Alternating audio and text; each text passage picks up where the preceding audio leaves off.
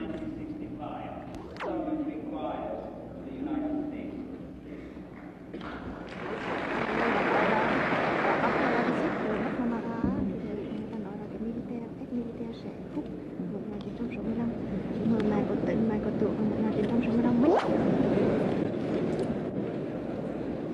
The fate of Vietnam, we are not an island. We belong to a world, and our fate is linked to yours. So yours is linked to us, to ours also. Because of that, your officials think that 1965 we shall be victorious, we shall not need them. We also, we think like that.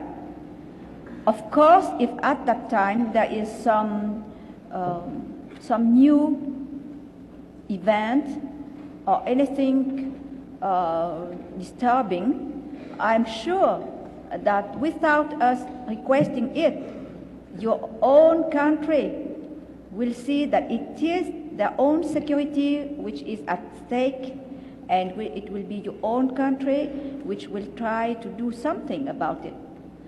So in this affair, I do not think that we should worry too much, because we have the same fate. Whatever happens in my country, we shall not feel it alone. You also, you will feel it.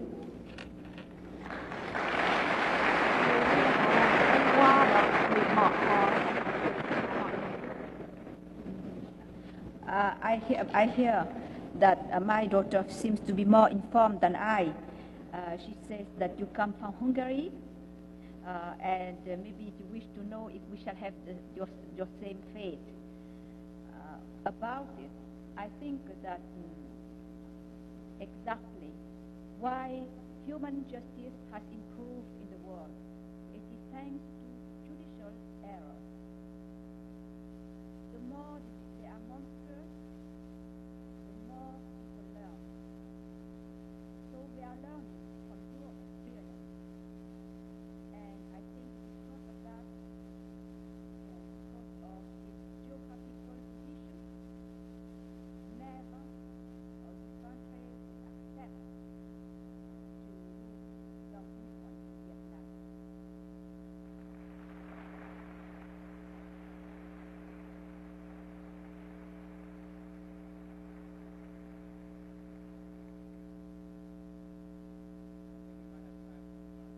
Question. Oh, no. I'm ready. I shall hear more.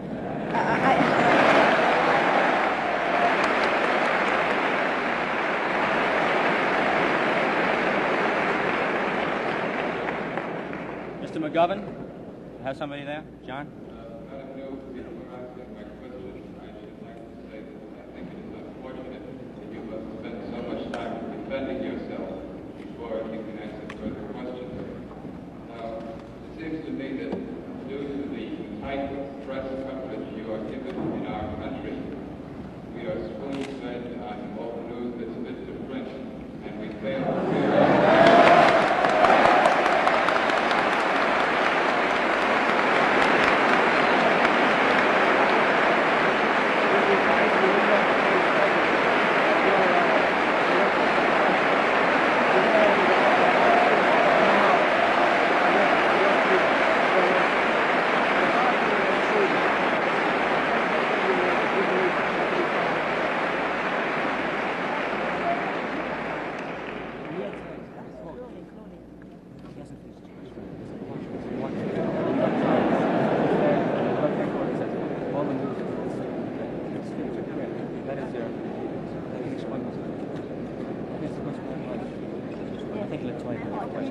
John, could you continue, please? No, please, will you continue, and slowly, please?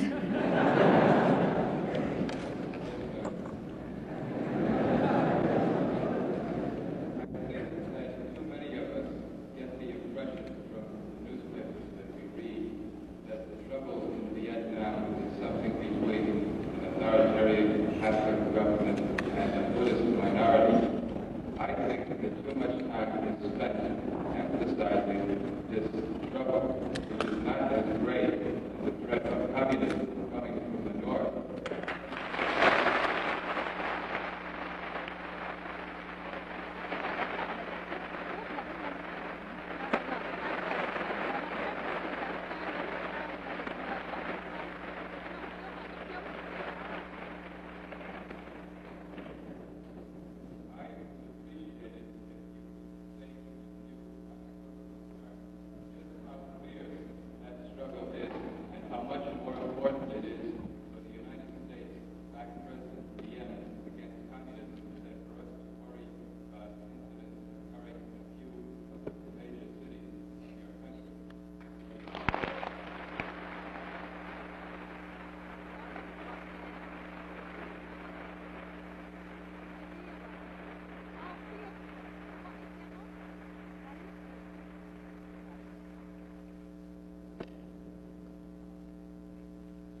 I think that not only I, but the whole House agrees with me about the statement and question of gentleman.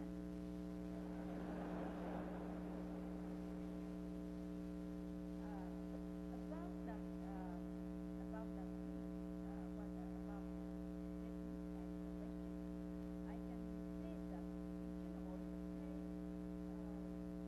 general, where I go here, I always ask why did you say that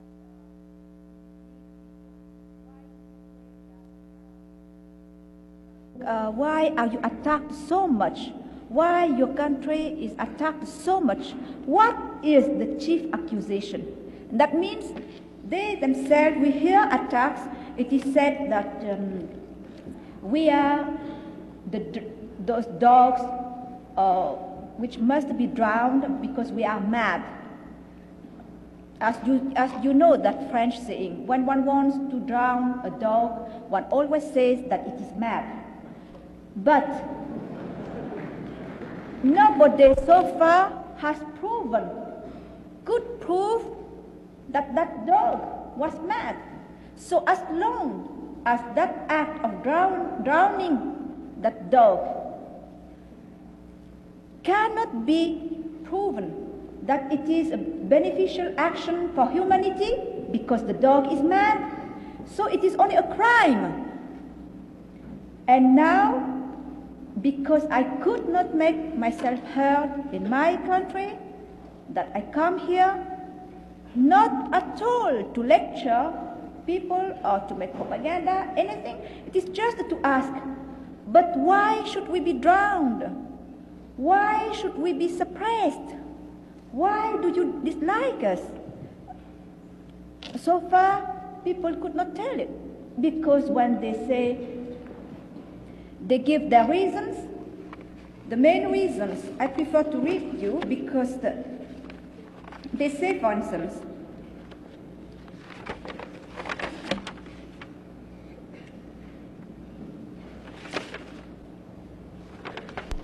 that the Vietnamese regime is not democratic and lacks popular support, But that regime, we must know, that regime, while undergoing a murderous war, costing it during its blackest hours as many as 5,000 casualties per month. You must know that this number is terrible for us, because we are only 14 million people, and 5,000 a month is terrible for us. So only that number shows you how that fight is terrible in my country. So in spite of that war, Vietnam has held during 9 years of that war 5 elections of universal suffrage, allowing its people to choose their representatives. What regime, even in peacetime, allows its people not only to elect a parliament every 4 years, but also every 2 years, every 2 years, the administrative committees in countryside, hamlets, and in every quarter of each city, whether large or small, hold elections. So the accusation that we are not democratic based on I wonder what. As for popular support, how would we have won if the people did not believe in their cause? If they did not close their hamlet themselves to defend it against the invader? If taken all together, they did not mobilize themselves, accepting the greatest sacrifices in this struggle against the communists and putting all their confidences in a regime which is leading them to victory? People have spoken very much about the monks who burned themselves. But those monks who burned themselves because they were incited to do it. The people whom they trust told them falsely that if they accept sacrifices or if they commit suicide, they would reach nirvana more promptly. Nirvana is the Buddhist paradise. Would reach nirvana more promptly because their faith is in danger. Those people have never been able to prove that the faith is in danger, and they have cheated those people to do those things. So far, there are 5 people who accepted those sacrifices. And immediately we hear that this is enough. It is the proof of how strong is the opposition in Vietnam.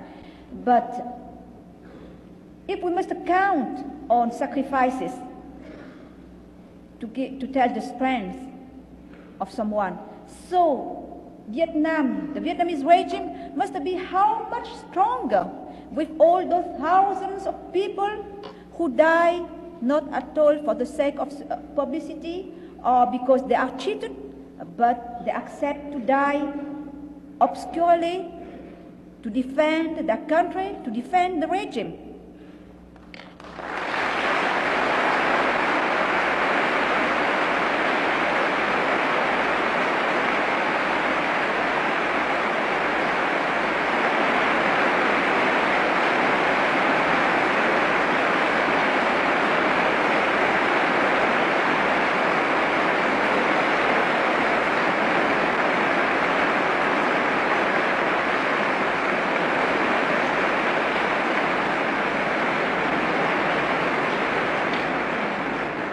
Finally, there is one thing I wish to remember.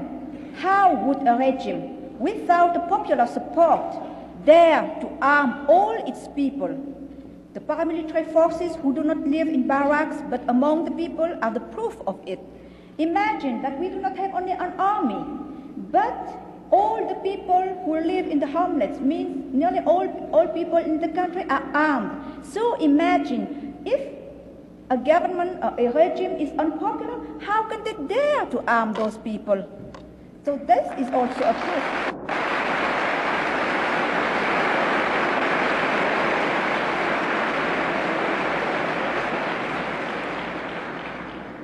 I find extremely presumptuous that certain foreigners or those Vietnamese residing abroad, always in refuge on foreign soil, who believe themselves more patriotic than we, the frontline fighters. They ignore the decisions of the Vietnamese people manifested in free elections in order to decree that our executive lacks popular support and to complain at the same time in the most illogical manner that our legislature is no more than a rubber stamp for the executive. About that question of a rubber stamp parliament, I have repeatedly said, but what wrong to rubber stamp the laws we approve? And we cannot.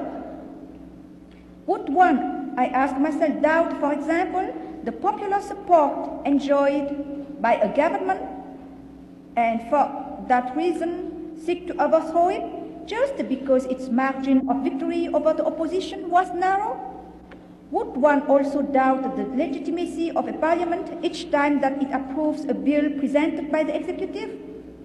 Here it must still be remembered that the war will not be able to be won militarily if it is not also won politically. And politically, Vietnam has a winning democratic program that it